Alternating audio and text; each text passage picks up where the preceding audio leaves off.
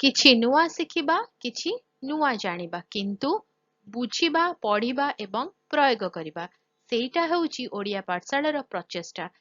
ଆପଣମାନଙ୍କୁ ସମସ୍ତଙ୍କୁ ସ୍ୱାଗତ ଓଡ଼ିଆ ପାଠଶାଳାକୁ। ଚାଲନ୍ତୁ ଆଜିର ଭିଡିଓରେ କଥା ହେବା ଟ୍ରପୋସ୍ଫିୟର ବିଷୟରେ ମାତ୍ର ସଂକ୍ଷିପ୍ତରେ।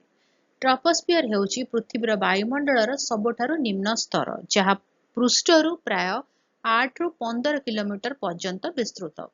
ଏଥିରେ ବାୟୁମଣ୍ଡଳର ପ୍ରାୟ ଶତକଡ଼ା 75 ଭାଗ ବସ୍ତୁତ୍ୱ ଏବଂ ଏହାର ଶତକଡ଼ା 99 ଭାଗ ଜଳୀୟ ବାଷ୍ପ ଥାଏ। ଏହି ସ୍ତର ହେଉଛି ଯେଉଁଠାରେ ମେଘ, ବର୍ଷା ଏବଂ ଝଡ଼ ଭଳି ଅଧିକାଂଶ ପାଣିପାଗ ଘଟଣା ଘଟେ। ଟ୍ରପୋସ୍ଫିୟରରେ ତାପମାତ୍ରା ଉଚ୍ଚତା ସହିତ ହ୍ରାସ ପାଏ, ପ୍ରତି କିଲୋମିଟରରେ ପ୍ରାୟ 6.5 ଡିଗ୍ରୀ ସେଲସିୟସ୍ ହ୍ରାସ ପାଏ।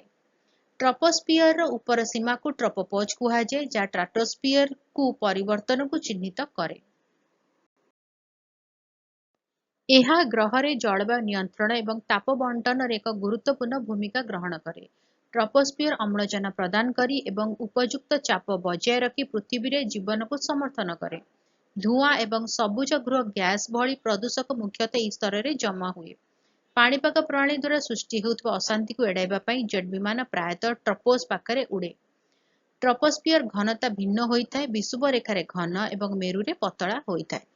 ଭିଡିଓଟି କେମିତି ଲାଗିଲା ମୋତେ କମେଣ୍ଟ କରିକି ଜଣେଇବ। ଯଦି କିଛି କ୍ୱେଶ୍ଚିନ୍ସ ଅଛି, କିଛି ଡାଉଟ୍ ଅଛି, ତାହେଲେ କମେଣ୍ଟରେ ଲେଖିକି ଦବ। ଆଉ ଯଦି ଭଲ ଲାଗିଲା ତାହେଲେ ଲାଇକ୍ କରିଦବ, ଭିଡିଓକୁ ଆମ ସହିତ ସେୟାର କର, ଚ୍ୟାନେଲକୁ ସବସ୍କ୍ରାଇବ କରି ବେଲ୍ ଆଇକନ୍ ପ୍ରେସ୍ କରି ଅଲ୍ ନୋଟିଫିକେସନକୁ ଅନ୍ ରଖିଥାଅ। ଭିଡିଓ ଅପଲୋଡ ହେଲେ ନୋଟିଫିକେସନ ପହଞ୍ଚିବ, ଆମେ ମିଶିକି ପଢିପାରିବା, ବୁଝିପାରିବା ଏବଂ ଜାଣିପାରିବା। ତାହେଲେ ଦେଖା ହେବା ଆଗାମୀ ଭିଡିଓରେ।